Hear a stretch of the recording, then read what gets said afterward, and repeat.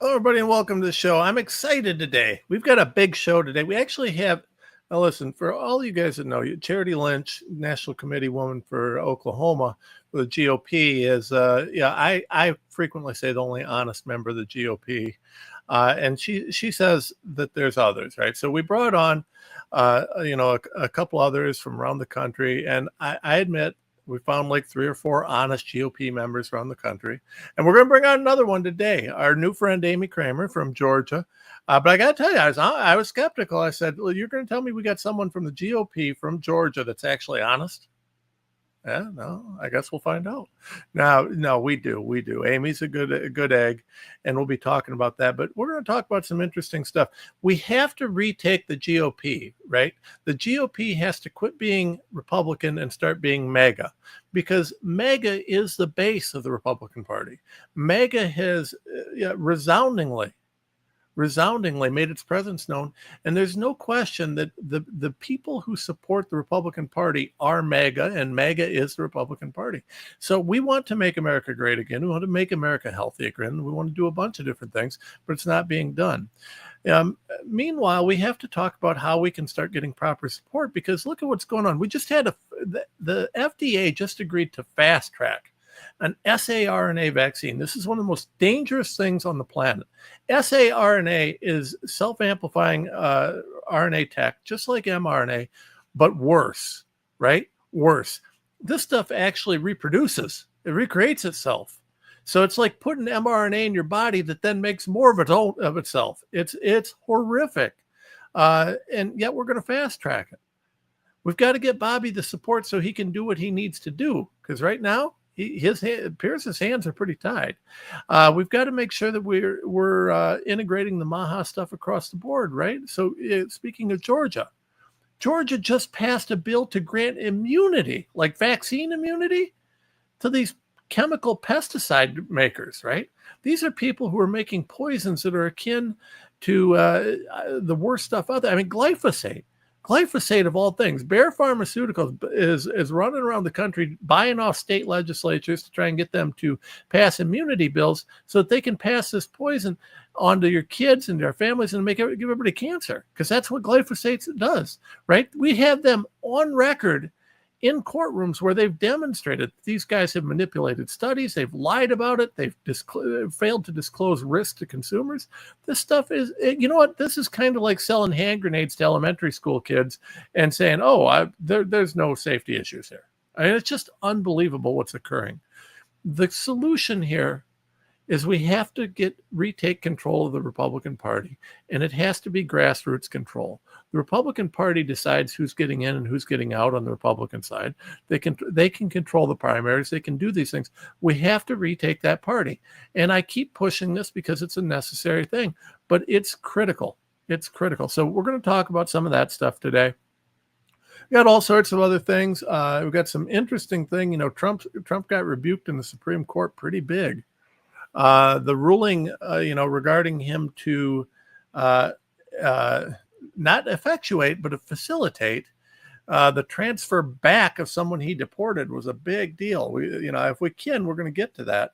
But that's a very big deal. And that was a unanimous decision. All the justices agreed, and they did so for a very specific reason.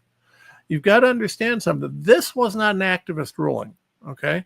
Now, the lower court ruling might have been a bit activist, but the Supreme Court ruling was not activist. What the Supreme Court was saying is that, listen, you got foreign policy control, and yes, you can deport immigrants, and okay, that's fine, but we got to have a check on that, right? You can't just at will say anybody you want to deport can be deported without cause and without trial. And I want you guys to think about this. For those of us that love MAGA and support Trump, think about this. If Joe Biden had that power, where would we have been? What if Joe Biden could have said to, hey, I don't like this Renz guy. He's an illegal something, and we're going to deport him to El Salvador. And no trial, no anything. They just send me off. The Supreme Court's saying you can't do that. There's limitations, right? And I don't disagree with their ruling on it. Now, can Trump facilitate this guy coming back? I don't know so much about that. But the court seems to be, in my opinion, taking a stand on the idea that you can't just deport people with no ability for them to say, wait, you got the wrong guy. And that's fair, because if you don't have that, you could deport the wrong person, right? Well, there does have to be. We have always believed in this country, it's better for 1,000 guilty men to go free than one innocent man to go to jail. And I love Trump's zeal. I love what he's doing on the border security, but that's something that in this case, we need to really kind of check and see whether, do we need a check on that? Also, but at the same time, we've got another lawsuit, which I think is really interesting. Trump reclassified a bunch of employees as being, quote, central to national security missions. What that does is that gets rid of the collective bargaining nonsense that Biden used to tie Trump's hands right before he left office. I love that move. That's brilliant, and that'll be an interesting thing here. I hope Trump can get that one. I think he's got a good chance of winning that one, but we'll see what happens here. So, anyways, when there's so many problems in the courts, the problem is that even when you get a good ruling, it's easy to say it's a bad ruling because we've had so many bad rulings, right? We've got so many activist judges.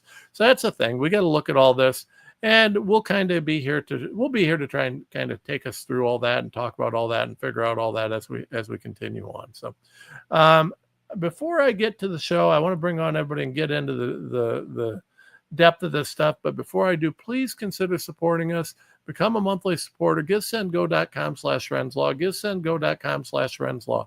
$20 a month makes a world of difference to us. Keeps us fighting, keeps us going. We appreciate your support. We love you guys. We're thankful for all that you've done. And we're looking forward to a lot of fighting coming up, because it looks like there's going to be a lot to do. Also, go to TomRenz.com. www.tomrenz.com.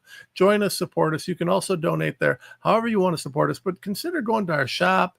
Check out our partners and affiliates. Of course, check out Kirk Elliott Precious Metals and SatPhone, sat123.com. I mean, these guys are great partners to me, great sponsors. They've got great products. If you need gold and silver, which you do, or if you need, to stay connected with reliable internet and connection. I mean, what if our phone lines go down? What if the internet goes down? What happens if there's a disaster?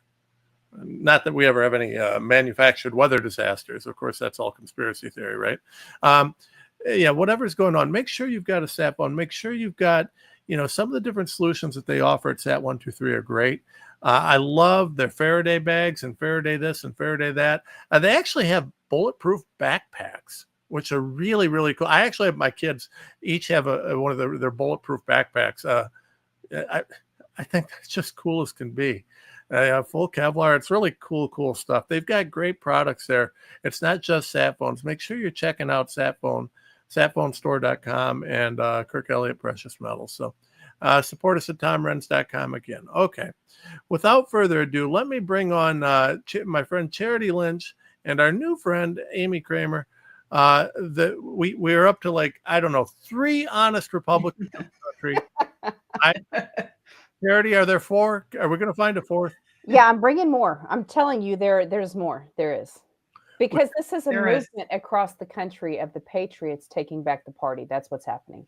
Well, that's what we have to do, right? I mean, the party is not representing. The reason that we have so many Mitch McConnells in the Senate and so many, pick your House rhino.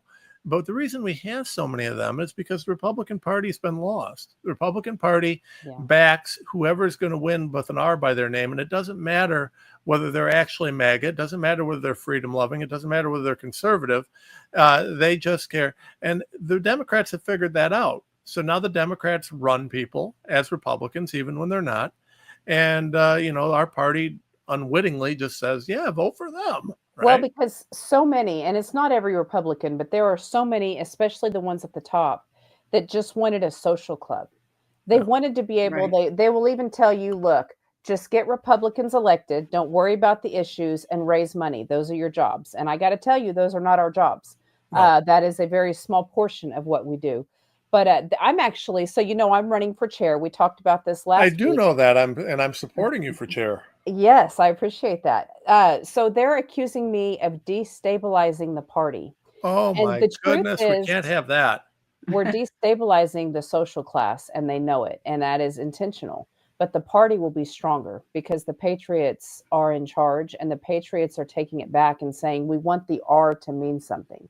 And so we are absolutely destabilizing the establishment. And that is the concern I'm hearing in Oklahoma as we are gaining traction. I mean, we have control of every committee right now in the Republican Party in Oklahoma. And they're concerned. They're saying, they're calling us rogue. We're like, it's mob. What are they? Mob rule. If we have the majority, it's like, no, that's called how it works. It's with the majority. It's not mob rule. But let's talk about that, right? And let's talk about that, and then let's compare it to, this is the most foundational issue in the country right now. Yeah. Right? Unless we take control of the Republican Party, they will continue to undermine Trump and MAGA instead of supporting it. They will continue to obfuscate, go along to get along policies that have brought us to where we are today, which are, whoever's got the most money. I've heard over and over again, your job, like you said, your job's to raise money and get Republicans elected. Well, the problem with that is that means that the globalist billionaire crowd, the same globalist billionaire crowd that supports the Democrat Party, also controls the Republican Party. And we can't have that. We have to be a party of principle first. And we're not there right now. We're getting there, though. Do you remember back in The Simpsons, whenever they would have the two aliens running for office, and one would be a Republican and one would be a Democrat, and then they'd pull off the mask and it was the alien. It didn't matter which one you voted for, you got the same guy. Yeah. That's what we've been dealing with. And every presidential candidate has been that until Donald Trump, which is why they hate him. What Donald Trump is doing is he's covering us, and he's taking care of it up here so the patriots on the ground can move and get stuff done. And we are. The patriots are on the move. It's beautiful. Well, listen, Charity, you and the Freedom Brigades have retaken Oklahoma by force, and you've done it because you've had active people through the Freedom Brigades getting involved in every county around the state, getting involved in every party position around the state. And we, the people, I mean, listen, we've always been the majority. We just were too lazy and inept to realize it. And so, and I do say lazy and inept. I mean, I'm taking the blame. It's us. I sat on my hands. In 2000, early 2000s, when they're passing the Patriot Act, I was like, yeah, good security. I was speaking against the Patriot Act. I was way ahead of you on that. Well, I was like, you guys, this is the anti-Constitution. But you guys were ahead of me. You and a lot of other people were ahead of me. In 2019, I was still pro-vax. I thought I was a great conservative. I love Rush Limbaugh. I listened to everything, but I didn't realize how far gone the Republican Party was.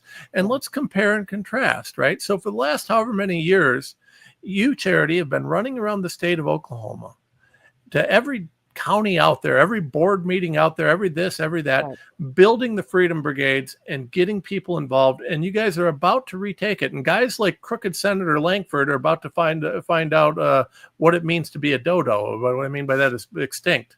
Yeah, that's great. But at the same time, let's contrast. I mean, now we're seeing movement in Georgia. Amy, you're there. Case study. I am. But you guys are more in process. So Oklahoma's about to retake the prize. You guys are kind of in the midst of the battle down there. I mean, you got a lot of rhino down there.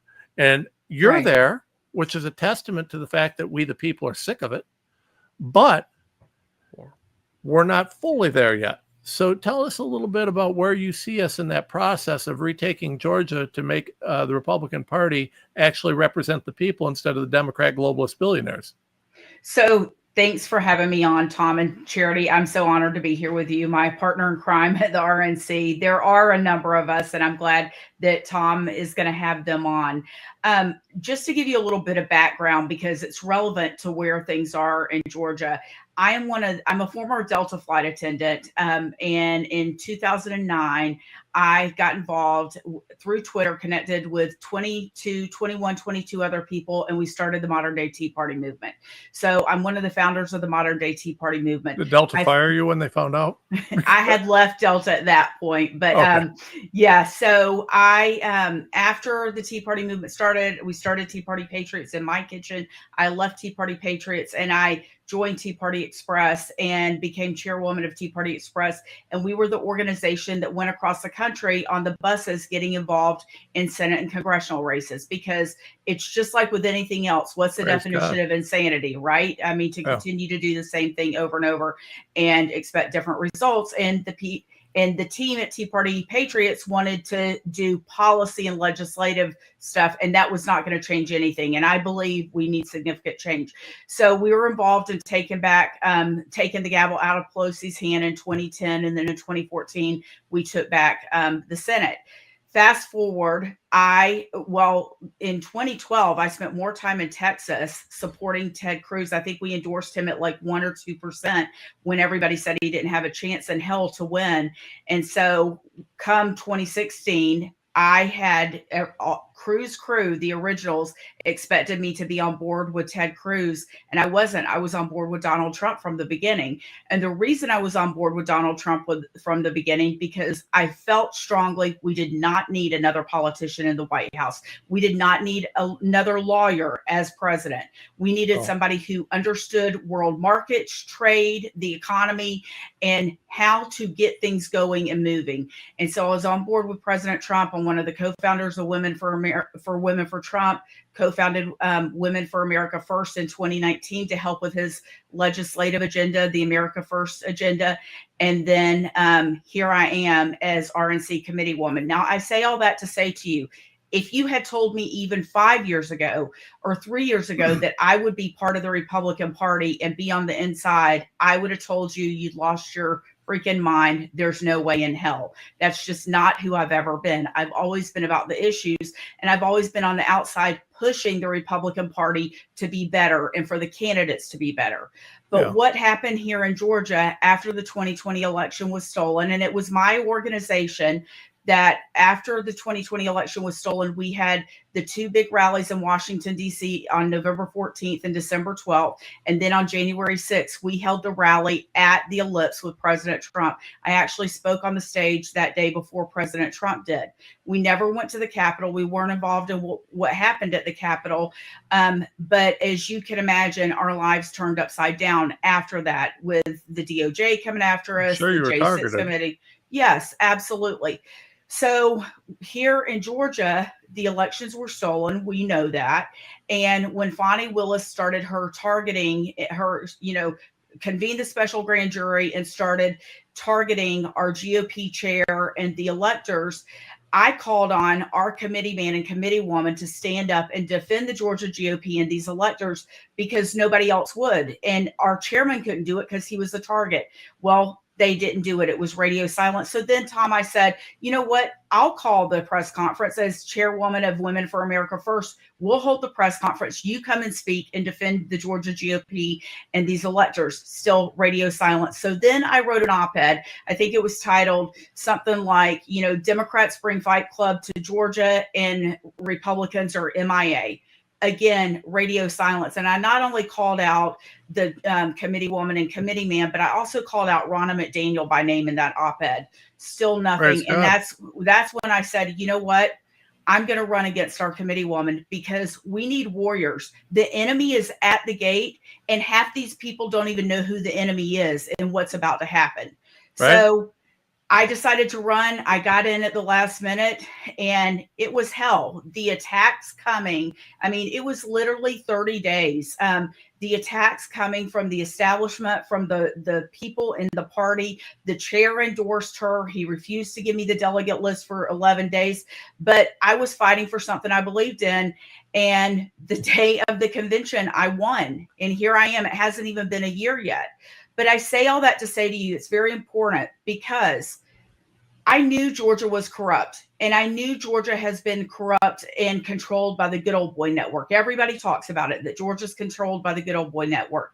I never understood the depths of it. And it wasn't until I got on the inside that I realized that the Good Old Boy Network and the political class not only control everything under our Gold Dome, our state capitol, but they also control the Georgia GOP. Our chair works for the state of Georgia. There are a number of people on our executive committee that work for the state of Georgia, or has a family member that works for the state of Georgia, or who are lobbyists in the state of Georgia. And therefore, it is a conflict of interest, right? Oh, yeah. What the Georgia GOP is not engaged in a way that it should be engaged. And so we have our convention coming up, our state convention coming up in June. And I am proposing a rule change that anybody that works for the state of Georgia, anybody who has had a state contract within the previous 3 years or currently, or anybody that is a registered lobbyist in the state of Georgia, or any family member, any immediate family member that falls into one of those three categories, cannot serve on the Georgia GOP Executive Committee. We will not change Georgia. Our biggest problem right now are these godforsaken voting machines. We have no chance of getting rid of those machines until the Georgia GOP has a complete change in leadership and it is not controlled by the good old boy network and the political class. And that is what has to happen for us to affect change. That is the only way the Georgia GOP will be engaged to its full capacity and be able to mobilize the base on these issues that matter here in our state. And until that happens, we have no chance. Now, a year ago, I could not have told you that. I could not have told you exactly what the problem was. Now, being on the inside, that's exactly what the problem is. And yes, I am a Republican, and I will tell you right now, not only on a national level, and Charity's heard me say this, not only on a national level, but on a state level, we have got to change the culture of this party, where the party does not exist to provide protection and cover for the politicians, but the party exists to represent the people, and we hold the politicians accountable. That's it. That exactly. is the most important thing. And we just elected 47 new members to the RNC this last cycle. That is unprecedented, never been done before, those numbers. And those people are MAGA.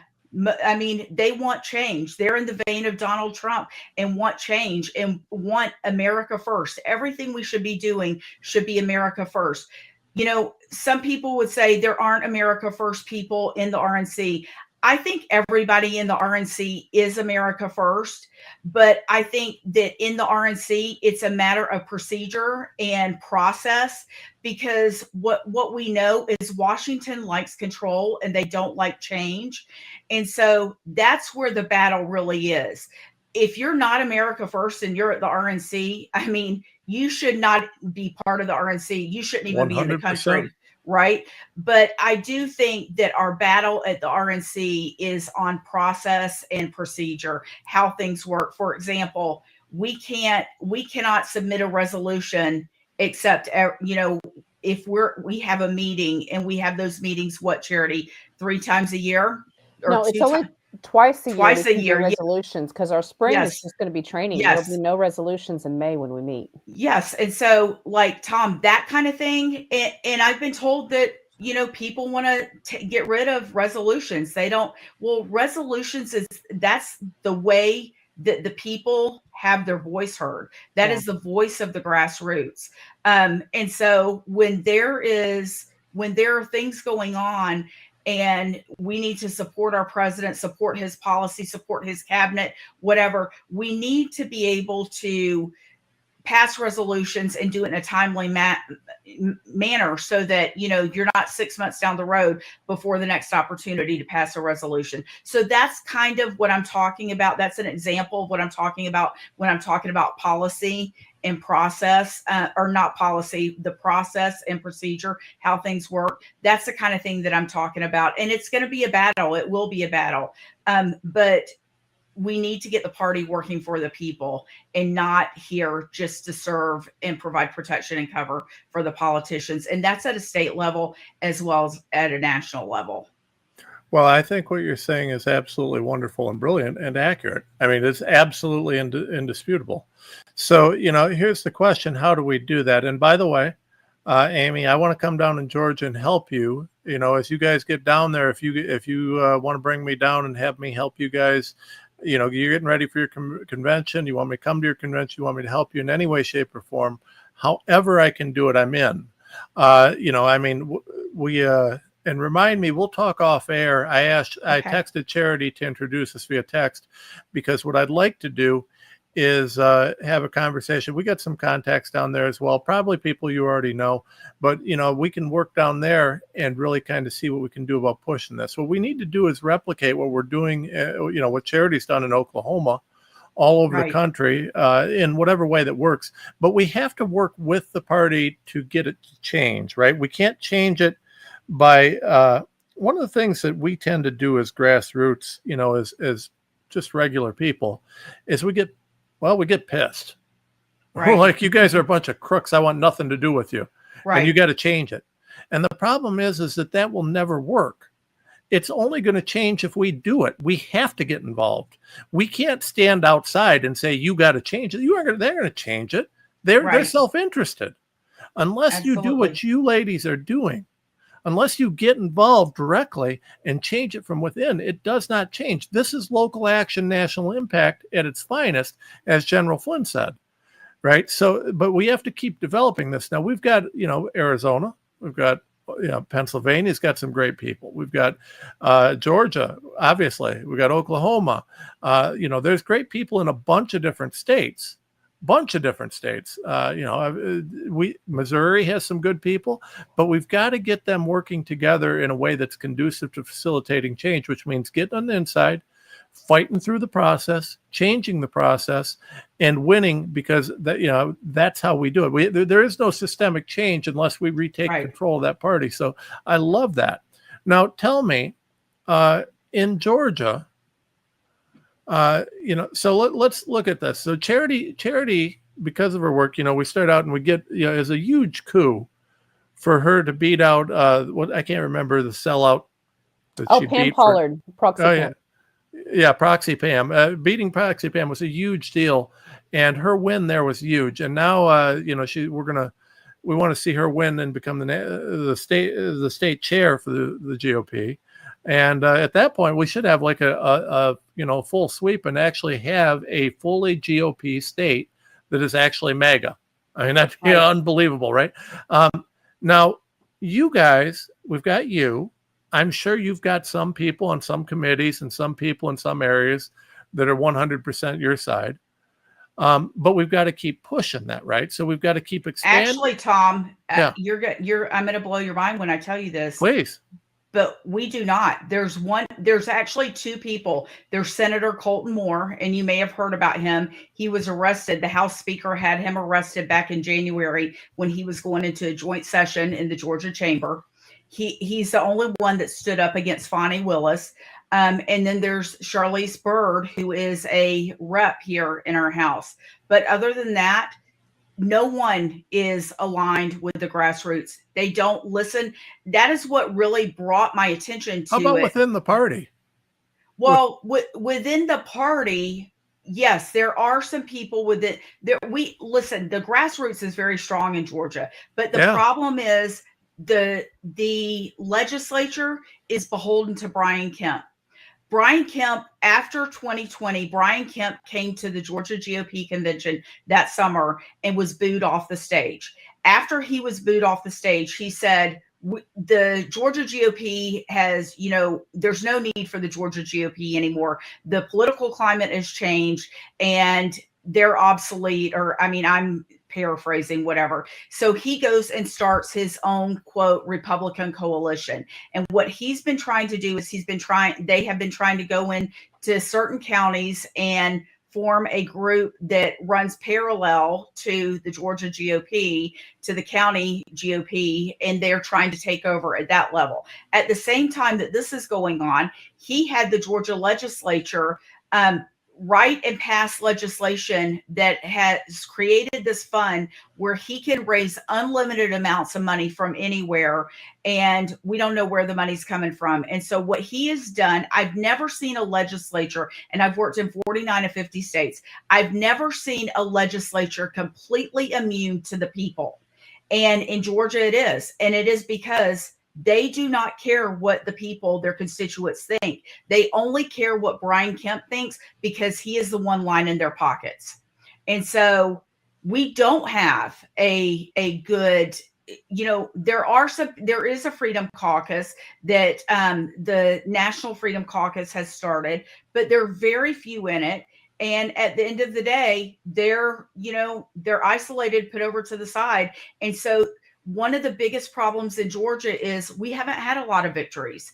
And with the grassroots, and you guys know this, you have to show that you are effective and can have victories and accomplish things. You know that, because if people are in a battle for so long and they never have any wins, they get tired of beating their head against a brick wall and they walk away and go home.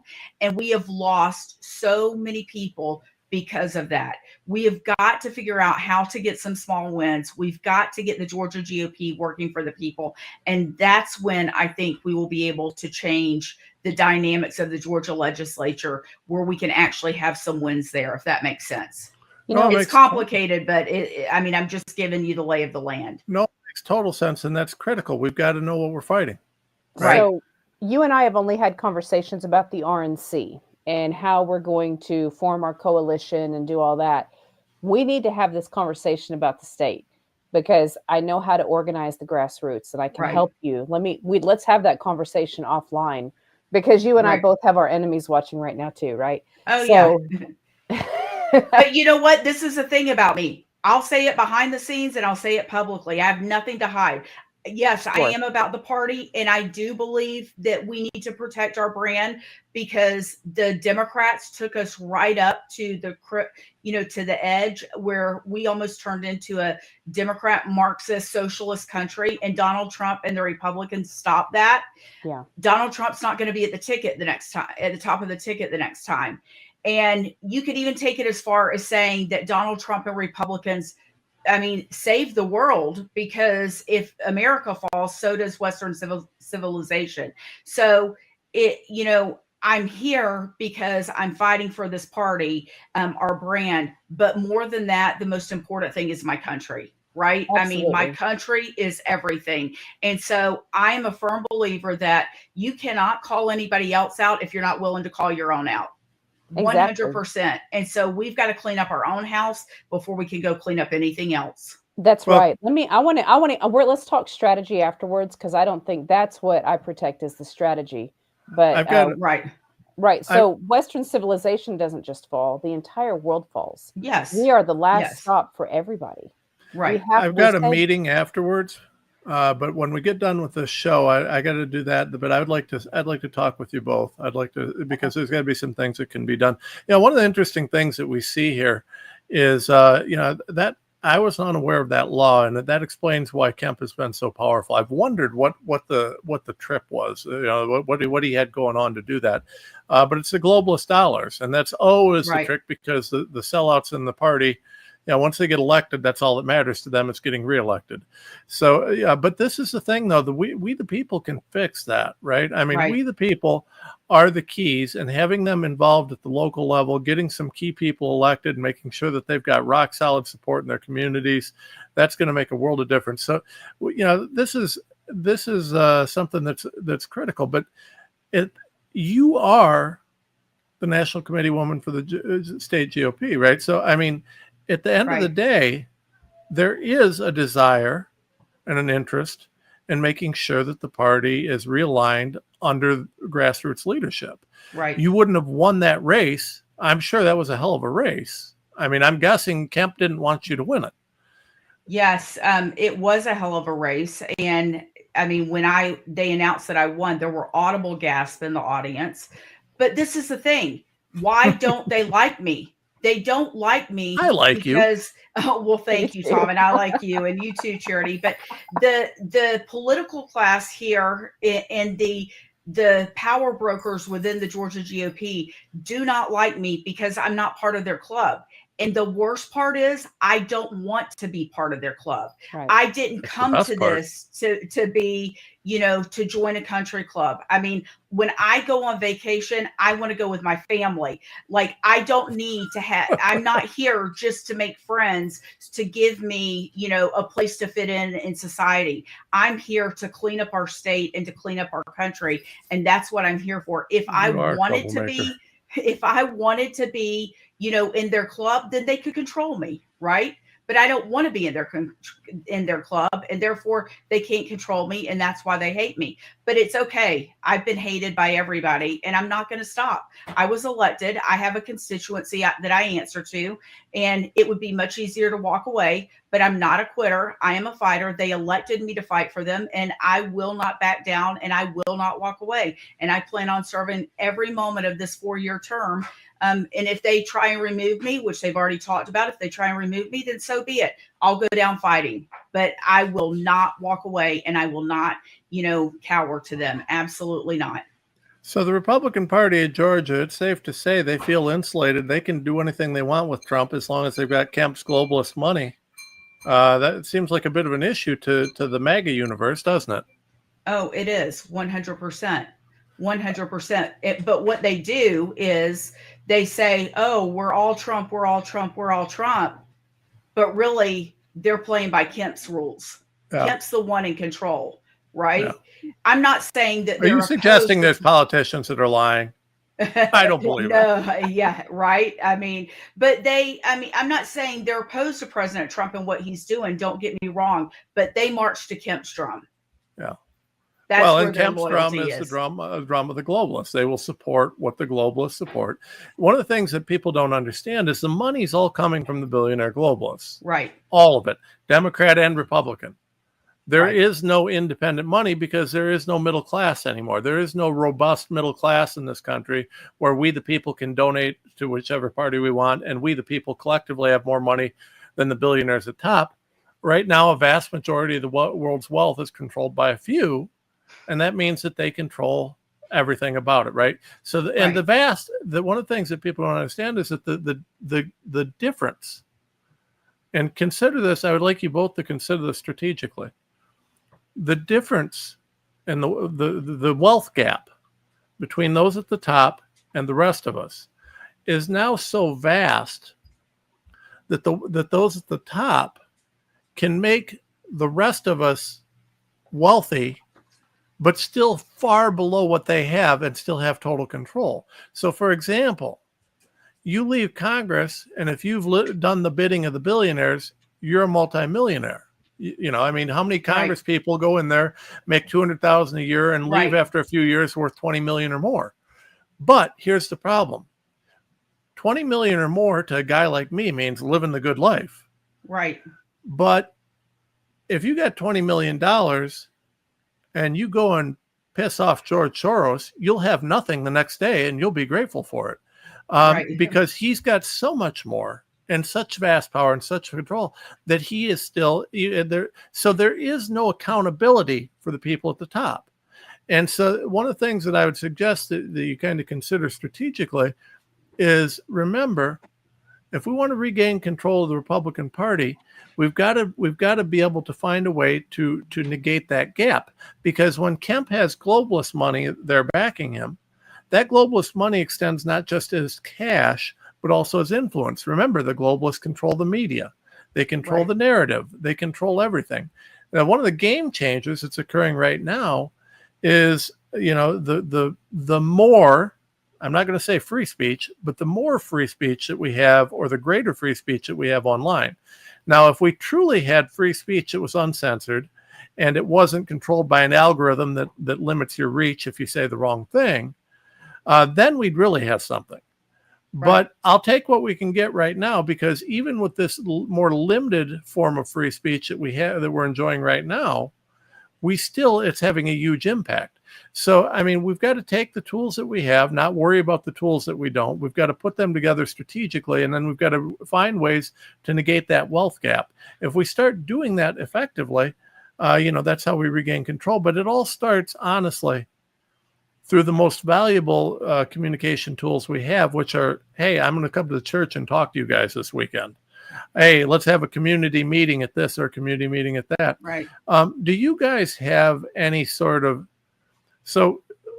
bragging about Charity, because I do that frequently, she's done such incredible work with the Freedom Brigades. She can show up or have someone show up pretty much anywhere in the state, because she's got such hardworking, amazing grassroots people backing her.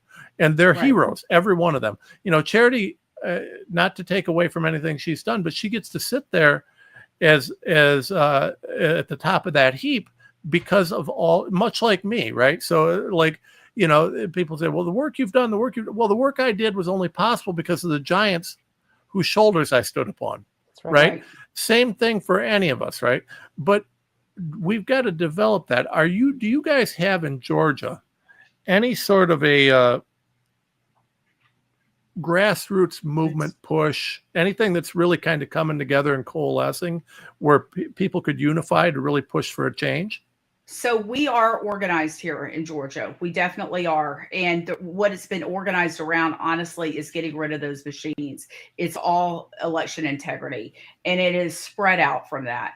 But again, you go back to, and in 2023, when our chair was elected at the Georgia GOP, it was an entire new executive committee that was elected at the Georgia GOP. But what he has done is he's frozen everybody out pretty much. He's compromised some, he's played some to be able to control them, and they're not now compromised, and they're part of that Kemp coalition. And then the others he's frozen out. It's like myself and our second vice chair. I mean, we laugh and say, we're like mushrooms. They put us in a dark corner and throw crap at us and close the door and just ignore us. And it is sad because we have not had a executive committee meeting since August 3rd of last year. We've not had a state committee meeting since before I was elected, May 16th of last year. And like right now, there are several people that are running for GOP executive committee, and my daughter's one of them. She threw her name into the hat to run for assistant secretary, and then somebody else named Lisa Pierce threw her name in to run for first vice chair. And what they've said is they don't qualify because they didn't send in their resume, their political resume, in the format they wanted them to. Well, the rules don't require a format that just says you have to submit your letter of intent and a political resume by March 15th at 5 p.m. So they both did that. But because it wasn't in a separate document, they now say they don't qualify. So they're going to try to run from the floor, but they're probably going to change the rules so they can't run from the floor. So their only other alternative is to go get an injunction to get placed on the ballot. So they're looking at that. But that's the kind of stuff that's being done to shut down the grassroots. And so, yes, we're organized, but at the same time, as I said, there have not been a lot of wins, and people are tired of beating their head against a wall. Right. And they know that they have to be on the inside to truly affect change. And so how we get there, it's been a battle, but we can't give up. Right. I mean, these people, you've got to be in the game to make change. And so it would be great for us to get some victories so that the grassroots can be encouraged to continue their fight and to live to fight another day. But Tom, I mean, I'm going to tell you, it's a real challenge. I don't think people understand just how bad Georgia really is. So you said that the group down there, that everybody's focused down there and organized on the machines, and that's interesting. So you have a very broad coalition across the state that's focused on that? Yes, we do. And everybody's very committed to it, right? Everybody's been very committed to it. There's a number, you know how this works. There's a number of different groups that come together, and they all meet, and, whether it's at the Capitol for one day or spend half their time fighting with each other, the other half their time getting things done. Yeah. But I mean, they've been very good. They've been very consistent about it. And then they are focused on other things like the legislation that's just been passed, because our session just ended. So some of the bad legislation coming out of session. The glyphosate stuff is mind-blowing to me. How can you possibly support providing immunity to a company that in court documents clearly demonstrated that they were manipulating studies, withholding evidence, and are causing cancer in children? How can you give immunity to a company that's okay with causing cancer in children? It is mind-blowing. It is absolutely mind-blowing. But I guess there's a chance that Kemp will veto it. I don't think he will. I honestly don't think he will. That bill was paid for, obviously. There's no other thing. Well, Bayer Monsanto Bayer owns Monsanto. Bayer Pharmaceutical owns Monsanto, and Bayer Pharmaceutical is pushing this all over the country because guess what? If Bayer Pharmaceutical can make sure their glyphosate remains in our food supply all over the country and people keep getting cancer, then they keep selling more prescription drugs and more big pharma solutions for it. So yeah, Bayer Pharma is 100% a huge fan of this. And why would they not? Why would they not be backing and supporting the glyphosate this, glyphosate that? Because they make money selling the glyphosate. They make money off of their interest in big ag, and then they make more money because they sell the meds that you need once you've ingested the glyphosate that made you sick. Of course they have. It's so evil. Like there's not an amount of money in the world that you could pay me off to be participate in that kind of nonsense. I don't. Well, and the thing is, they passed this legislation. I can't remember specifically the date. I want to say it was like March 15th, March 17th, but then all of a sudden, boom, March 27th, March 24th or March 27th, there's a huge court victory here where a man, I think it was a man that was awarded, $2 to $3 billion for the Roundup. CNN reported on it. And so it's almost like they were trying to get that legislation passed because they knew that this judgment was going to come.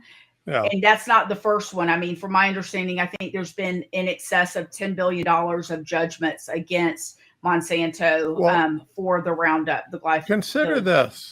Consider this, right? So you got Kemp's got his globalist billionaire fund, right? Right. If you're going to be on the hook for $10 to $20 billion,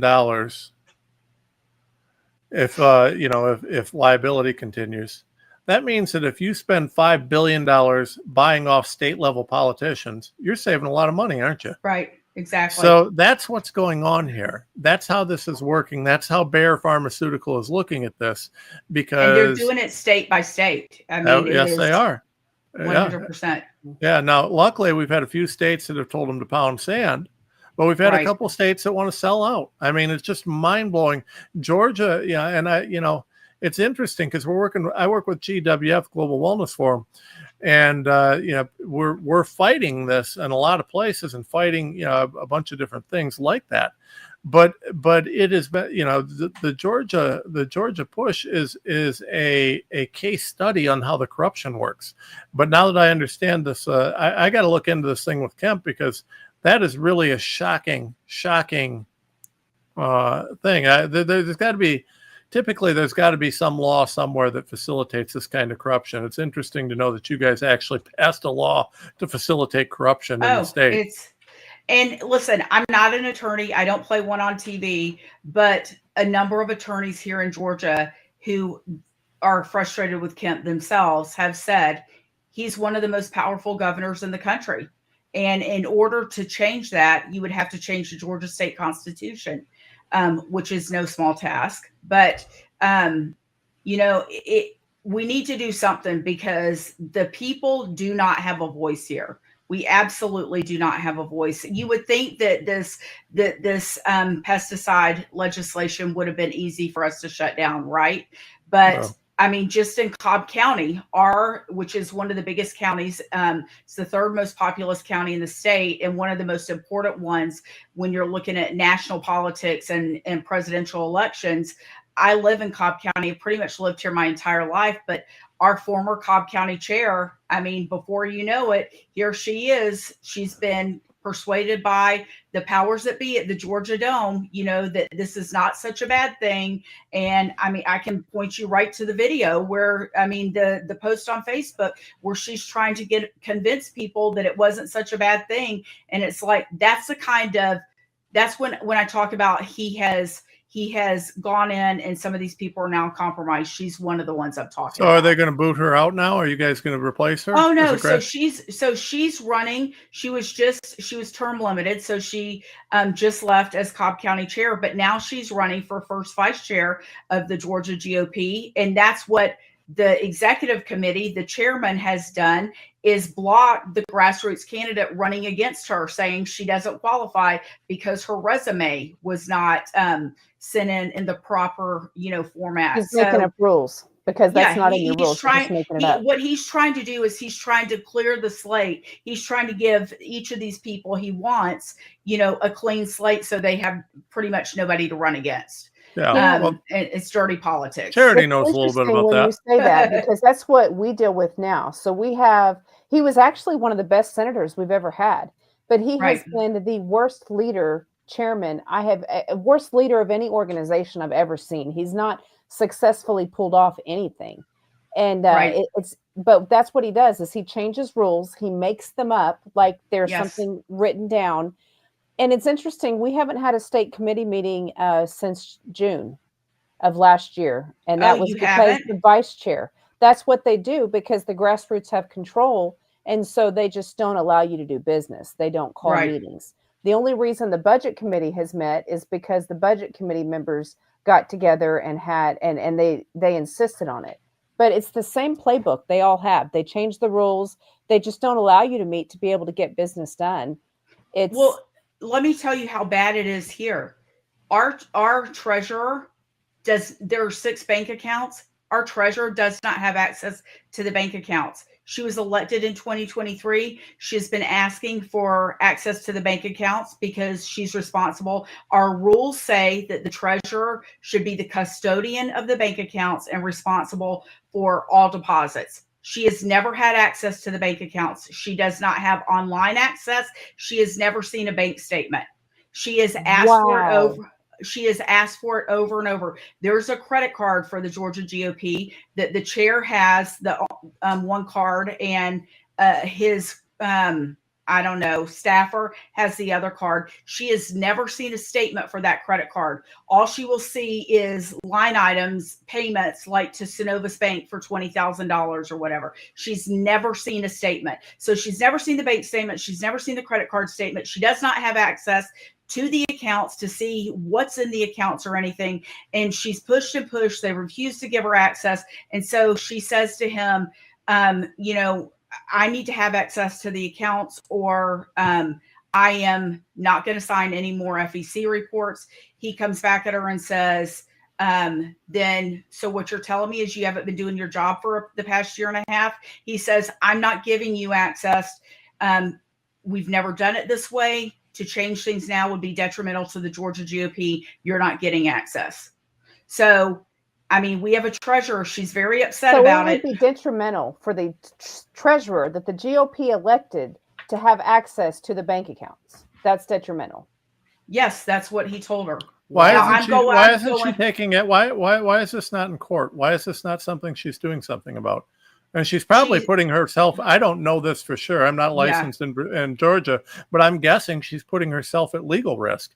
If you take that title, you have that responsibility. And if she's not doing her job or is being prevented from doing her job, she almost has to sue just to keep herself out of trouble, you would think. So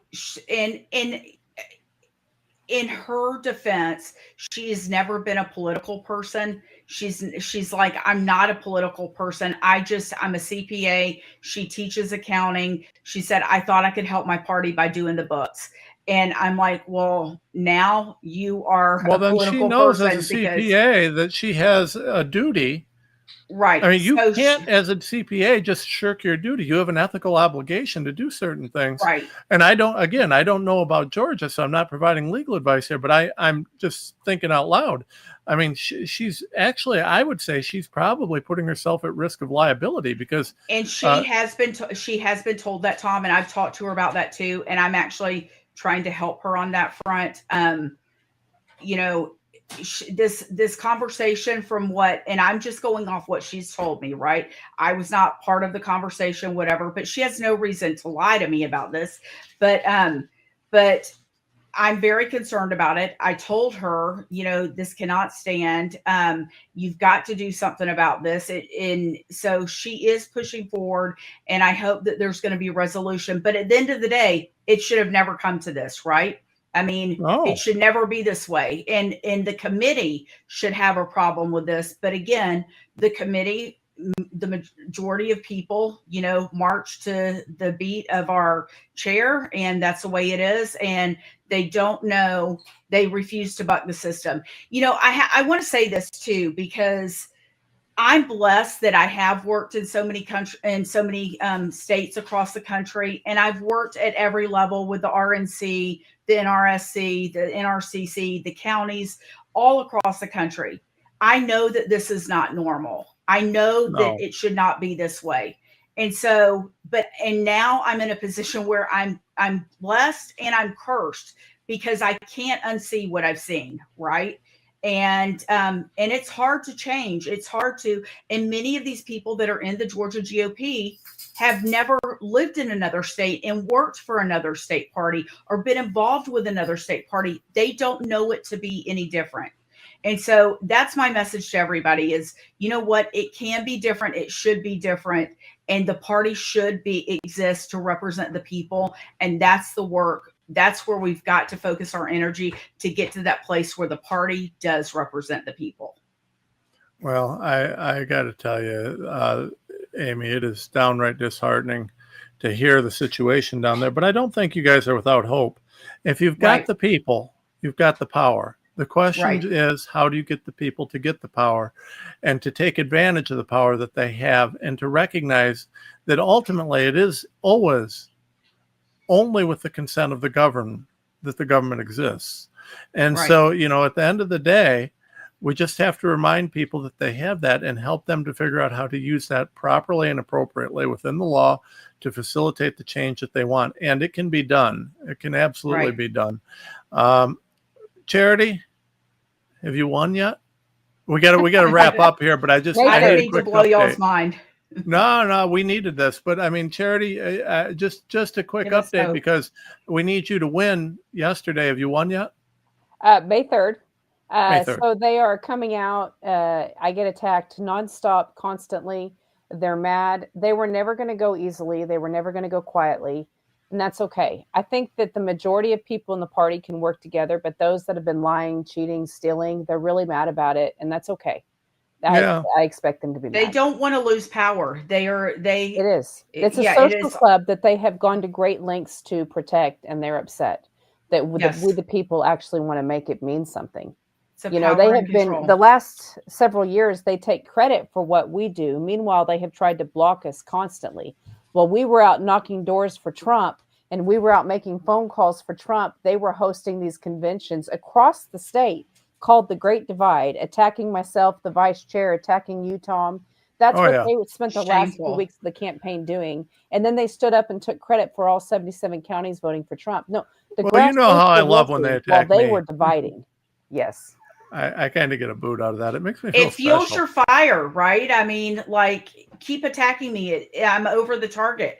Well, you don't attack someone unless they're doing something, right? Right. I mean, I don't walk down the street and, you know, if someone walks by me in the street, I don't just like walk over and like punch them and pick a fight. Right. Unless you're doing something to annoy me or to do something, you don't get a reaction from me.